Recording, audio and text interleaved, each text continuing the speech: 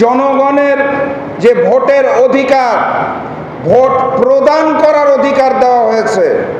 এই আঙুলের মধ্যে কালো রং লেপন করা হয়েছে, কিন্তু সেই ফলাফলটাকে ঘোষণা করা হয় নাই। প্রাক্তন সেনা সদস্য হাসিন ভাই, আমি দীর্ঘদিন ধরে ওনাকে ফলো করি। উনি তো এমপি হওয়ার জন্য মাইকের সামনে কথা বলেন না, উনি তো মন্ত্রী হওয়ার জন্য কথা বলেন না। ওনার মনের মধ্যে তো এই খায়েশ নাই যে আমাকে সংসদ ভবনে যেতে হবে। উনি কোন আদর্শে কথা বলেন? উনি যেই আদর্শটায় কথা বলেন সেই আদর্শের নাম দেশপ্রেম। ওনার সাথে আমরা জাকপান নেতাকর্মীদের খুব বেশি মিল পাই। এই কারণে দাওয়াত দেওয়ার সময় সর্বপ্রথম ফোনটা ওনাকে করেছিলাম। উনি মাইকের সামনে এসে বারবার কথা বলেন, বারবার স্মরণ করিয়ে দেন। আমরা জাকপাও স্পষ্ট ভাষায় বলতে চাই, সেই 1971-এর পর থেকে লাল সবুজের পতাকা পেয়েছিলাম, নামকা ওয়াস্তে স্বাধীনতা পেয়েছিলাম, সার্বভৌমত্ব পাই নাই। ভারতের আধিপত্যবাদ আমাদের গ্রাস করে খেয়েছে। সামনের বাংলাদেশেও এই আধিপত্যবাদকে আমরা চাই না। সংগ্রামী সাথী এবং বন্ধুগণ, 5ই আগস্ট ফ্যাসিস্ট শেখ হাসিনা দেশ ছেড়ে তার নিজ মাতৃভূমি ভারতের দিল্লিতে পালিয়ে গেলেন, আপনারা সবই জানেন।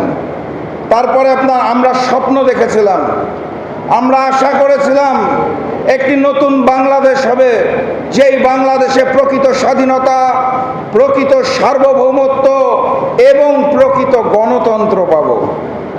খুব আশা নিয়েছিলাম, নতুন করে স্বপ্ন দেখেছিলাম। ফেব্রুয়ারি মাসের 12 তারিখ সেই স্বপ্নটাকে দুমড়ে মুচড়ে গুঁড়ো গুঁড়ো করে দেওয়া হয়েছে। একটি ম্যানেজ ভোট আয়োজন করা হয়েছিল। এখানে যারা প্রবীণ রয়েছেন তাদের মনে থাকার কথা, তরুণরা নাও চিনতে পারে, 2008 সালে একটা নির্বাচন হয়েছিল বাংলাদেশে। চমৎকার তকমা লাগানো নির্বাচন। ভোট কেন্দ্র দখল করা হয় নাই, ব্যালট বক্স আগে থেকে সিল মেরে রাখা হয় নাই, মারামারি হানাহানি কাটাকাটি কিছু হয় নাই, কিন্তু ফলাফল গণনা এবং ঘোষণার সময় পরিবর্তন করে দেওয়া হয়েছিল। সেই 2008 সালের স্টাইলে আমরা এই সর্বশেষ নির্বাচনটা দেখতে পেয়েছি। নির্বাচনের একদিন পরে নির্বাচন কমিশনে গিয়েছিলাম 11 দলের পক্ষ থেকে, বুঝার জন্য আপনাদের অনুভূতিটা কেমন। এই যে চমৎকার একটা নির্বাচন আয়োজন করলেন, ফলাফল ঘোষণার পরবর্তী 2 ঘন্টায় আমরা মনিটরিং রুমে বসে দেখলাম সংখ্যাগরিষ্ঠ না 200-রও অধিক আসনে আমরা চমৎকারভাবে 11 দলে গিয়ে আছি।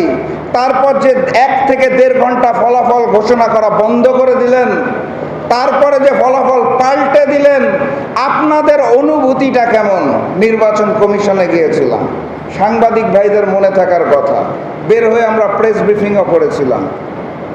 তারা আমাদের উত্তর দিয়েছিল, একটা নির্বাচন হয়েছে, দেখুন যেখানে একটাও খুন হয় নাই, বড় মাপের কোনো সংঘর্ষ হয় নাই, কোনো মারামারি হয় নাই। সেদিন মুচকি হেসেছিলাম, হেসে বলেছিলাম 2008-কে আরো পরিশুদ্ধ করে করবেন, সেটা আগে বললেই হতো, তাহলে আমরাও ওভাবে করে প্রস্তুতি রাখতাম। তো ওনারা এটার কোনো পাল্টা জবাব দিতে পারে না। বাস্তবতা হচ্ছে, জনগণের যে ভোটের অধিকার, ভোট প্রদান করার অধিকার দেওয়া হয়েছে, এই আঙুলের মধ্যে কালো রং লেপন করা হয়েছে, কিন্তু সেই ফলাফলটাকে ঘোষণা করা হয় নাই।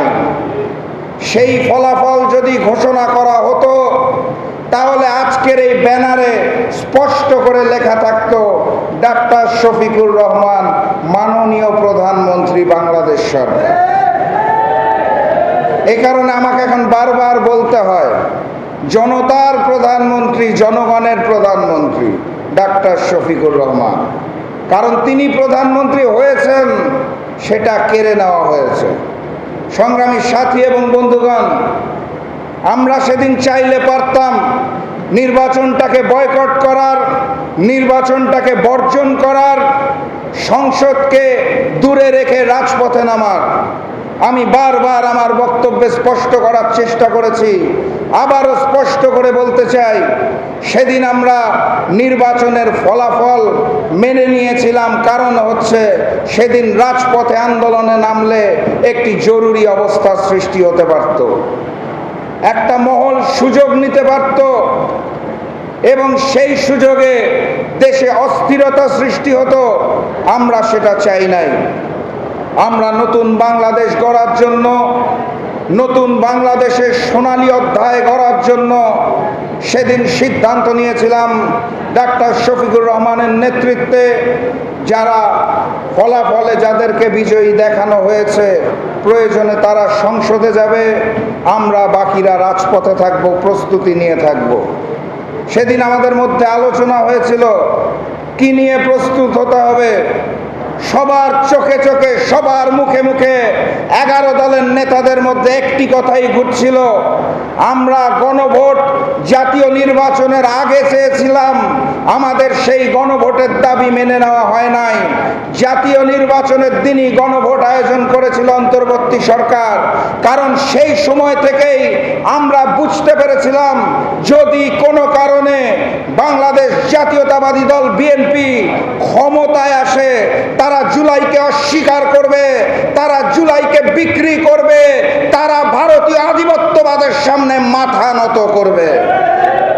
এই কারণে আমরা বারবার দাবি জানিয়েছিলাম গণভোট জাতীয় নির্বাচনের আগে হতে হবে, জনগণের রায় আগে দেওয়ার সুযোগ দিতে হবে, সকল আদেশ এবং অধ্যাদেশ এগুলোকে সুন্দর মতো বাস্তবায়নের কার্যক্রম শুরু করতে হবে, তারপর জাতীয় নির্বাচনটা দিতে হবে। সে সময় আমাদের দাবি মেনে নেওয়া হয় নাই, তার ফলাফল আজকে আমরা দেখতে পাচ্ছি। সংগ্রামী সাথী এবং বন্ধুগণ, জুলাই সনদ যখন লেখা হয়, ঐক্যমত্য কমিশনে বাংলাদেশের প্রত্যেকটা রাজনৈতিক দল দীর্ঘ 8 মাস আলোচনা করে সিদ্ধান্ত নেওয়ার পরেই জুলাই সনদ লিপিবদ্ধ করা হয়েছিল।